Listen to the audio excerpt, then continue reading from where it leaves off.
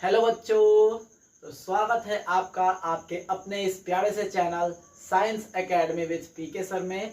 तो आज की क्लास में हम लोग पढ़ने वाले हैं विसर्ग संधि का भाग 7, जिसमें हम लोग विसर्ग संधि के कुछ इंपॉर्टेंट रूल्स को पढ़ेंगे, कुछ इंपॉर्टेंट नियम को पढ़ेंगे। ठीक है, पिछले क्लास में हमने विसर्ग संधि का कुछ नियम पढ़ा था, उसमें 2 नियम हमने कंप्लीट कर लिए थे। आज हम लोग पढ़ने वाले हैं नियम नंबर 3। ठीक है, तो देखिए क्या है नियम 3। नियम 3 में 3 नियम है। नियम 3 के अंदर भी 3 नियम है। तो चलिए उसके पहले नियम को हम लोग जानते हैं। पहला नियम को हमने क नाम दे दिया है। इसमें कहता है विसर्ग का श हो जाना, विसर्ग का तालु श हो जाना। विसर्ग का परिवर्तन तालु श में कैसे होता है, कब होता है, वो हम लोग सीखने वाले हैं। तो देखिए क्या लिखा हुआ है। यदि विसर्ग के पहले कोई स्वर हो और बाद में च या छ या श हो तो विसर्ग का परिवर्तन तालु श में हो जाता है। ठीक है, तालु श आपने पढ़ा हुआ है, सबका वर्णमाला में उच्चारण स्थान आपको जानना बहुत जरूरी है। चलिए ध्यान देते हैं। कहता है कि यदि विसर्ग संधि के पहले कोई स्वर हो, विसर्ग संधि के पहले यानी विसर्ग के पहले कोई स्वर हो और उसके बाद यदि च या छ या तालु श हो तो विसर्ग का परिवर्तन तालु श में हो जाता है। देखिएगा नियम क्या कहता है।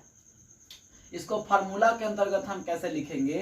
कहता है कि यदि विसर्ग के पहले कोई स्वर हो और उसका मेल किससे करना हो तो या तो च या छ या तालु श से करना हो, तो इस स्थिति में ये विसर्ग जो है, ये विसर्ग का परिवर्तन आधा तालु श में हो जाता है। श में हलंत, ठीक है ना, आधा तालु श में हो जाता है। और इसके पहले वाला जो शब्द रहेगा वो ज्यों के त्यों रह जाएगा और इसके बाद वाला शब्द भी ज्यों के त्यों रह जाएगा। तो ये आपका शॉर्ट फार्मूला बन गया इस नियम के अनुसार। चलिए इस पर हम लोग कुछ एग्जाम्पल देखते हैं। क्या एग्जाम्पल है, चलिए पहला एग्जाम्पल की हम लोग बात करें तो एग्जाम्पल हम लोग लिख लेंगे निह प्लस छल, निह प्लस छल। ठीक है, हिंदी भाषा में पढ़ेंगे निह धन छल, निह धन छल। ध्यान से देखिएगा, विसर्ग के पहले ई की मात्रा है, विसर्ग के पहले ई की मात्रा है यानी एक स्वर है और उसका मेल किससे कर रहा है तो छ के साथ करना है। तो जब यह कंडीशन आता है तो ये विसर्ग किसमें चेंज हो जाएगा, ये विसर्ग किसमें चेंज हो जाएगा तो तालु श, आधा तालु श में परिवर्तन हो जाएगा। और इसके पहले क्या था नी, तो जस के तस हो गया। इसके बाद क्या था छल, तो ये भी जस के तस हो गया। यानी ये मिलकर क्या बना देगा निश्छल।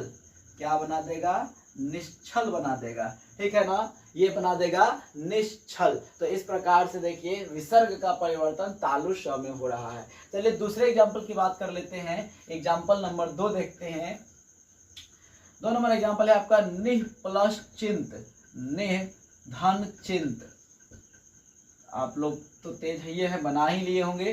देखिए इसका इससे मेल करना है। नी के पर विसर्ग के पहले ई की मात्रा है और उसका मेल च के साथ करना है तो विसर्ग का परिवर्तन तालु श में हो जाएगा। इसके पीछे जो शब्द है वो रहेगा ही रहेगा और इसके बाद वाला शब्द भी ज्यों के त्यों रहेगा। तो जब इसको मिलाकर लिखिएगा तो ये कुछ ऐसा बन जाएगा।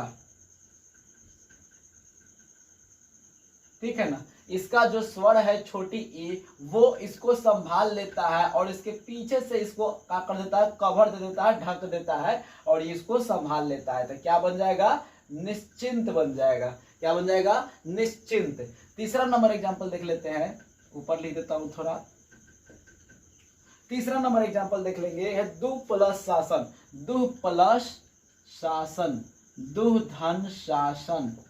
ठीक है, देखिए पीछे ऊ की मात्रा है, छोटी ऊ की मात्रा है, उसके बाद वाला जो है वो स है, तालु श है। तो जब इसका मेल इससे करना होगा तो इस स्थिति में ये विसर्ग जो है वो तालु श में परिवर्तित हो जाएगा और इसके पीछे जो भी आपका शब्द है वो रहेगा, इसके बाद में जो शब्द है वो भी रहेगा और ये मिलकर क्या बन जाएगा, ये मिलकर बन जाएगा दुशासन।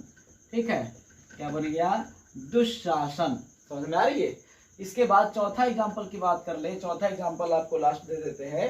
दु प्लस चरित्र, दु प्लस दुह धन दुधन चरित्र, दुधन चरित्र। देखिए द में विसर्ग के पहले उ की मात्रा है, छोटी उ की मात्रा, इसका मेल किससे करना है, च से करना है, इसका मेल करना है च से। तो इस स्थिति में विसर्ग का परिवर्तन तालु श में हो जाएगा।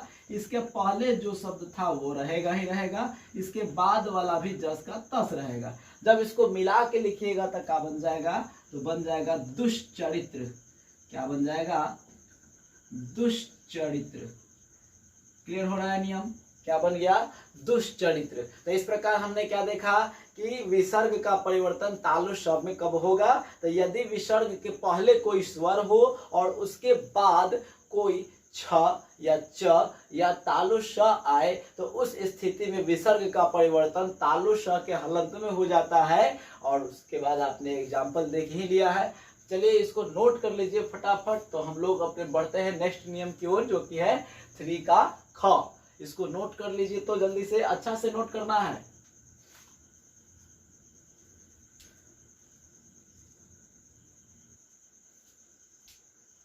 चलिए हमारा अगला नियम क्या है, रूल नंबर 3 का ख। इसमें क्या कर रहा है कि विसर्ग का परिवर्तन कब मूर्धा श में हो जाता है। ठीक है, विसर्ग का परिवर्तन कब मूर्धा श में हो जाता है, हमको वो जानना है। अभी हमने देखा कि विसर्ग का परिवर्तन कैसे तालु श में परिवर्तित हो गया था, और अभी हम लोग देखेंगे कि विसर्ग का परिवर्तन कैसे मूर्धा श में होगा। ठीक है ना, ये क्या होता है मूर्धा श, तो कहने का मतलब है कि जब आप अपने ये टंग जो होता है जीभ को, ये जीभ को आप ऐसे मोड़ के ऊपर की ओर ले जाकर श का उच्चारण करते हैं, तो उससे जो स का उच्चारण होता है वो मूर्धा श होता है। जीभ के ऊपर वाले स्थान को मूर्धा कहते हैं, और जीभ से नीचे वाले स्थान को तालु कहते हैं, और दांत के बीच वाले स्थान को दंत कहते हैं। ठीक है, तो वही होता है एक तालु श, जो कि जीभ के नीचे से उच्चारण होता है, तो उसको तालु श कहते हैं। और एक होता है मूर्धा श, जब आप अपने जीभ को ऐसे मतलब उसको ओवरलैप करके श का उच्चारण करते हैं, तो मूर्धा श का उच्चारण होता है।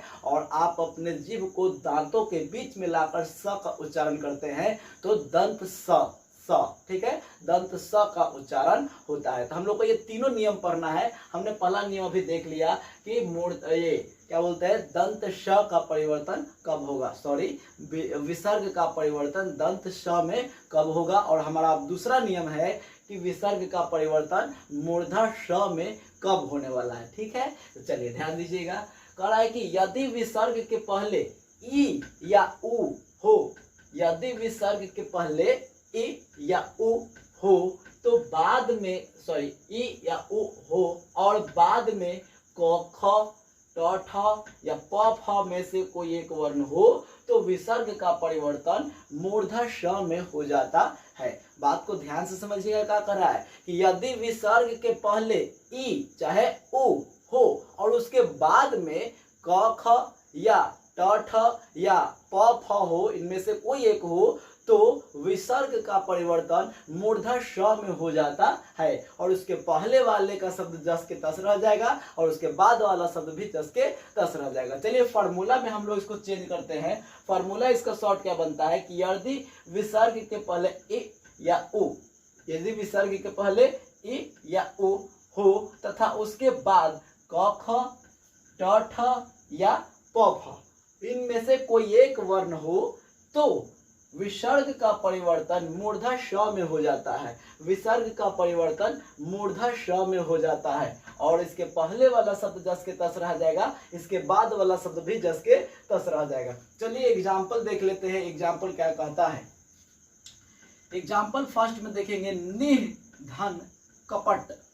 निह धन क्या बच्चा, कपट, निह धन कपट। ध्यान दीजिएगा, इसके पीछे छोटी ई की मात्रा है और इसका मेल किससे करना है, क से करना है। तो इस कंडीशन में विसर्ग का परिवर्तन मूर्धा श में हो जाएगा। देखिए हलंत लगा हुआ होगा, इसमें मूर्धा श में हो जाएगा, और इसके पहले वाला शब्द जो था नी वो जस के तस रह जाएगा। इसके बाद वाला जो शब्द था कपट वो भी जस के तस रह जाएगा, और ये दोनों अब मिल जाएगा आपस में, तो क्या बनेगा, निष्कपट।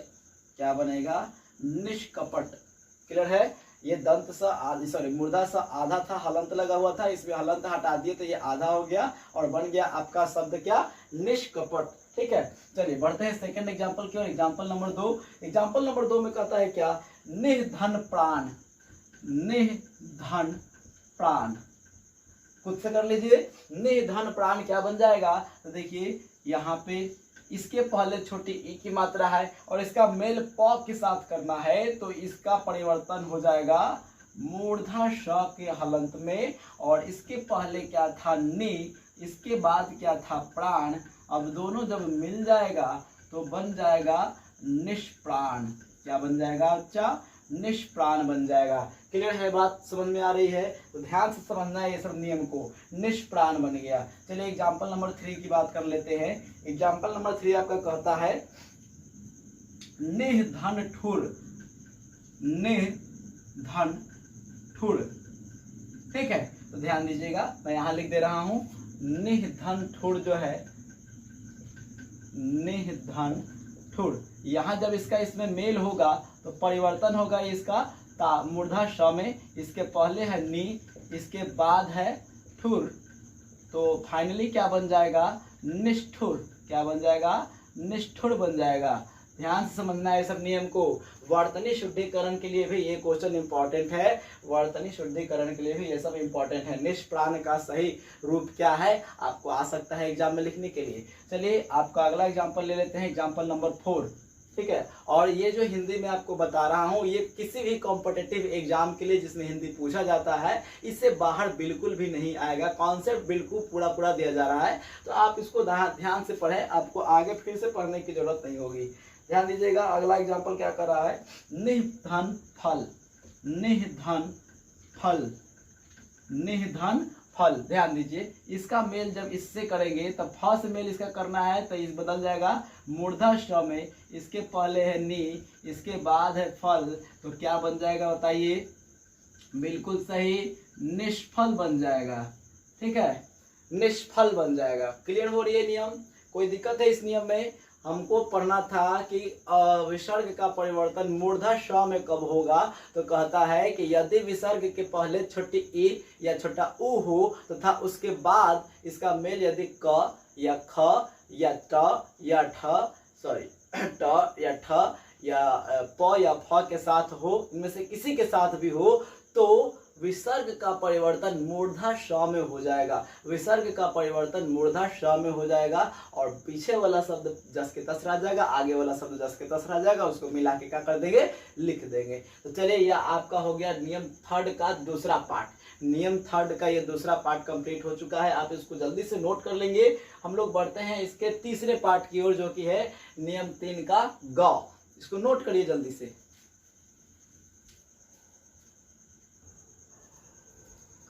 चलिए हमारा इसका तीसरा पार्ट देख रहे हैं आप, नियम के तीसरा पार्ट, नियम 3 का 3। नियम 3 का तीसरा पार्ट क्या कहता है कि विसर्ग का परिवर्तन कब दंत स में होगा। ध्यान दीजिएगा, दंत स, जीभ को दोनों दांतों के बीच में लाकर बोलेंगे तो दंत स का उच्चारण होता है। जीभ को आप ओवरलैप करके तब स का उच्चारण करते हैं, मूर्धा श का उच्चारण होता है। और जीभ को आप तालु से यानी जीभ के नीचे वाले पार्ट से उच्चारण करते हैं, तो उस समय जो स का उच्चारण होता है वो तालु श का उच्चारण होता है। क्लियर है? चलिए हम लोग पढ़ने वाले हैं विसर्ग का स हो जाना, विसर्ग का स हो जाना। स कब हो जाएगा तो पढ़िएगा। कहता है कि यदि विसर्ग के बाद त या थ, क्या कहता है, त थ या स हो तो विसर्ग का परिवर्तन स में हो जाता है, दंत स के हलंत में हो जाता है। कहता है कि यदि विसर्ग के बाद क्या हो, त थ या स हो तो विसर्ग का परिवर्तन दंत स के हलंत में हो जाता है। नियम लिख लेंगे, रूल लिख लेंगे, यहाँ फॉर्मूला भर लेंगे। इसी नियम का मैंने एक शॉर्ट फार्मूला कर लिया कि यहाँ पे विसर्ग है और विसर्ग का मेल किसके साथ हो, त या थ या स के साथ हो तो विसर्ग का परिवर्तन किस में हो जाएगा, तो दंत स में हो जाएगा। क्लियर है ना? बहुत ही सुंदर एक एग्जाम्पल है, इसका ध्यान दीजिएगा। एग्जाम में पूछते रहता है कि नमः धन ते, नमः धन क्या बच्चा, ते, नमः धन ते। देखिए ध्यान से, विसर्ग के बाद त आया है तो इस कंडीशन में विसर्ग का परिवर्तन दंत स के हलंत में हो जाएगा। इसके पीछे जो शब्द है वो तो रहेगा ही, इसके बाद जो शब्द है वो तो रहेगा ही। तो फाइनली हमारा बन जाएगा न म आधा स अते, नमस्ते।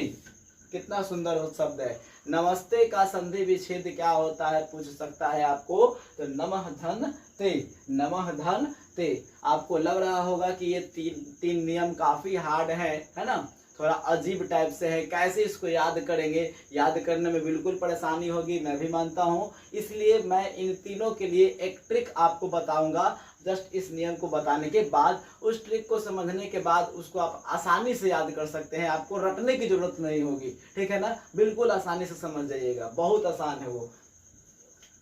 अभी बस आपको देखने में हार्ड लग रहा होगा, आपको ट्रिक तभी समझ में आएगा जब आप इसको डिटेल में समझ पाएंगे तब। समझिएगा इसका दूसरा एग्जाम्पल कहता है क्या, निह धन संताप, निह धन संताप, ठीक है, निह धन संताप। देखिए इसको मिलाएंगे, इसका देखिए विसर्ग के बाद क्या है, दंत स है, विसर्ग के बाद दंत स है तो विसर्ग का परिवर्तन दंत स के हलंत में हो जाएगा और ये नी पीछे रह जाएगा, प्लस में संताप। तो ध्यान दीजिए मिलके क्या बन जाएगा, निसंताप। क्या बन गया, निसंताप। क्लियर है ना। वर्तनी शुद्धिकरण में क्वेश्चन पूछा जा सकता है कि निसंताप का सही रूप क्या है, तो आप ध्यान दीजिएगा, एक स बीच में और होता है, ठीक है ना, एक आधा स बीच में और होता है। बहुत बच्चे ये गलती कर देते हैं, नी और संताप कर देते हैं, ये ऐसा नहीं होता है, ठीक है, तो आपको गलती हो जाएगा, ध्यान से देखिएगा। अगला क्वेश्चन, अगला एग्जाम्पल ले लीजिए, दुह प्लस शासन, दुह धन शासन, ये शासन नहीं साहस कर लीजिए, दुह धन साहस, दुह धन साहस। देखिए इसका मेल स से हो रहा है तो ये परिवर्तन हो जाएगा दंत स के हलंत में, इसके पीछे दु है प्लस इसके बाद है साहस, तो मेल होके क्या बन जाएगा बता दीजिए। जी हाँ, दुस्साहस। क्या हो जाएगा, दुस्साहस। यहाँ भी गलती करते हैं बच्चे, दुस्साहस को आधा स नहीं लिखते हैं, वो गलती कर देते हैं। तो वर्तनी शुद्धिकरण के लिए ये सब चीजें भी ध्यान में रखनी होती है, ठीक है ना। एक लास्ट एग्जांपल ले लीजिए, निधन तेज, निधन क्या तेज, क्या बन जाएगा बताइए, निधन तेज। विसर्ग के बाद देखिए त है तो विसर्ग का परिवर्तन स हलंत में हो जाएगा, इसके पीछे नी है प्लस यहाँ पे तेज है, तो मिलाकर लिखेंगे तो बन जाएगा निस्तेज। क्या बन जाएगा, निस्तेज। क्लियर है ना। तो इस प्रकार से आपका ये तीसरा नियम खत्म हो गया। अभी इसमें 2 नियम और बचे हुए हैं, लेकिन उसको हम लोग नेक्स्ट क्लास में पढ़ेंगे। लेकिन उससे पहले हम लोग इस तीनों जो नियम अभी पढ़े हैं, नियम 3 का 3 भाग जो पढ़े हैं, थोड़ा उसके लिए एक शॉर्ट ट्रिक मैंने बनाया, शॉर्ट ट्रिक देख लेते हैं जिससे आपको ये रटना नहीं पड़े। पहले आप इसको नोट कर लीजिए, उसके बाद हम शॉर्ट ट्रिक बता रहे हैं। हो गया ना। चलिए, आप तो वीडियो को रोक भी सकते हैं, आपके पास पावर है।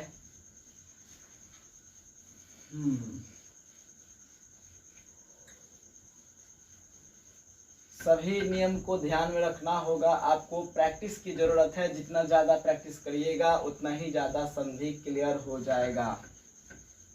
ठीक, चलिए शॉर्ट ट्रिक क्या है, इसका शॉर्ट ट्रिक समझेंगे। जैसा कि हमने आपको अभी बताया कि मैं एक शॉर्ट ट्रिक दूंगा, तो उसके लिए आपको वर्णमाला का ज्ञान होना जरूरी है। वर्णमाला मतलब, कहने का मतलब यह है कि किसमें किसका उच्चारण स्थान क्या है वो आपको ध्यान में रखना होगा, ठीक है ना। तो आइए, अभी तो उसके लिए मैं एक अलग वीडियो बना दूंगा, आप वो जरूर देखेंगे, डिस्क्रिप्शन में मैं इसका लिंक डाल दूंगा। लेकिन अभी आपको यहाँ पे जो ट्रिक के लिए जरूरत है वो आपको समझा देते हैं कि आखिर ट्रिक के लिए क्या जरूरत है और वर्णमाला का क्या क्या ज्ञान होना चाहिए। जैसे देखिए, क ख च छ ट ठ त थ प फ।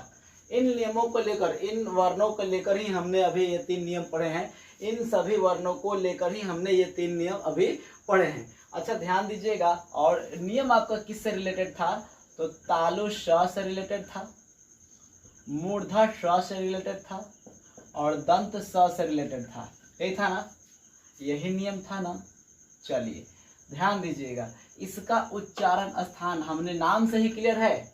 उच्चारण स्थान तालु श, इसका उच्चारण स्थान है क्या, तालु। उच्चारण स्थान क्या है, तालु।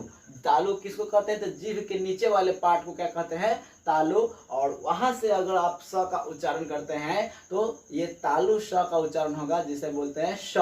श क्लियर है ना, श नीचे से उच्चारण करना है। अब ध्यान दीजिएगा, ये है मूर्धा श, और मैंने बताया मूर्धा श का उच्चारण करते समय आप अपने जीभ को ओवरलैप करके लपेट के तब श का उच्चारण करिएगा, तो मूर्धा श का उच्चारण होगा, मूर्धा श का उच्चारण होगा। तो ध्यान दीजिएगा, इसका उच्चारण स्थान क्या हो जाएगा बच्चा, मूर्धा हो जाएगा, ठीक है ना। अब ये ध्यान दीजिए, नाम से ही क्लियर है दंत स, जब आप जीभ को दोनों दांतों के बीच में लाकर स का उच्चारण करते हैं, स, तो वो दंत स के रूप में आ जाता है, यानी कि इसका उच्चारण स्थान क्या है, दंत।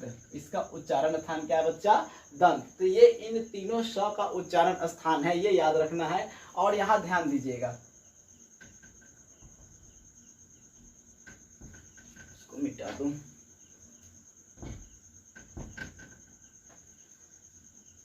देखिए च और छ वर्णमाला में आपको ये चीज पढ़ना है, आप यहाँ थोड़ा याद करने का प्रयास करेंगे। वर्णमाला में च और छ, च और छ जो होता है वो जीभ के निचले भाग से उसका उच्चारण होता है, यानी इसका उच्चारण स्थान होता है तालु। ये आपको याद करना है। च वर्ग का उच्चारण स्थान क्या होता है, तालु होता है, ठीक है ना। क्या होता है, तालु होता है। तो ट्रिक को समझिएगा, कहता है कि यदि विसर्ग के बाद तालु वर्ग का कोई वर्ण आए तो उसका परिवर्तन तालु श में होता है, ठीक है ना। कितना आसान है, यदि विसर्ग के बाद कोई तालु वर्ग वाला वर्ण आए, तालु वर्ग का वर्ण कौन होगा, तो च वर्ग होगा। च छ ज ये होता है, लेकिन हम लोग च और छ की बात कर रहे हैं। तो कहता है कि यदि तालु वर्ग का कोई व्यंजन विसर्ग के बाद आता है तो उसका परिवर्तन तालु श में हो जाता है। तो इसका परिवर्तन क्या हो जाएगा बच्चा, तालु श में हो जाएगा। हलंत लगा देंगे, तालु श में हो जाएगा। और इसमें एक चीज और बताए थे कि तालु श का उच्चारण स्थान तो तालु ही है, तो एक श इसमें और का कर लीजिए, जोड़ लीजिए, ठीक है ना। यानी कि नियम क्या बन गया कि यदि विसर्ग के बाद च छ या तालु श आए तो इसका परिवर्तन किस में हो जाता है, विसर्ग का परिवर्तन तालु श में हो जाता है, ठीक है। आपको क्या याद रखना है कि च वर्ग जो है वो तालु में, च वर्ग का उच्चारण स्थान क्या होता है, तालु होता है। अब आ जाते हैं त में आते हैं। आप त थ बोल के देखिए, आपका जीभ जो है वो दोनों दांतों के बीच में आता है। त थ बोल के देखिए, जीभ जो है दोनों दांतों के बीच में आता है, और तब त का उच्चारण थ का उच्चारण ऐसे होता है। यानी कि त और थ जो है वो दंत वर्ग के वर्ण है। त और थ जो है इसका उच्चारण स्थान क्या है बच्चा, तो इसका उच्चारण स्थान है दंत। उच्चारण स्थान क्या है इसका, दंत। तो कहता है कि यदि विसर्ग के बाद कोई दंत वर्ग वाला दंत से उच्चारण वाला कोई वर्ग आता है या वर्ण आता है तो उसका परिवर्तन दंत स में हो जाता है। ध्यान से समझिएगा, कहता है कि यदि विसर्ग के बाद कोई दंत वर्ग का व्यंजन आता है तो उसका परिवर्तन किस में हो जाएगा, दंत स में हो जाएगा। तो इसका परिवर्तन किस में हो जाएगा बच्चा, दंत स में हो जाएगा। और क्या बताए हैं, दंत स भी इसमें ऐड कर लीजिए। तो अब नियम क्या बन गया कि यदि विसर्ग के बाद त थ या दंत स आए तो विसर्ग का परिवर्तन किस में हो जाएगा, दंत स में हो जाएगा, है ना शॉर्ट ट्रिक। अब बच कौन गया, कौन कौन बच गया, क ख ट ठ और प फ। जो बच गया उसको एक में कर लीजिए।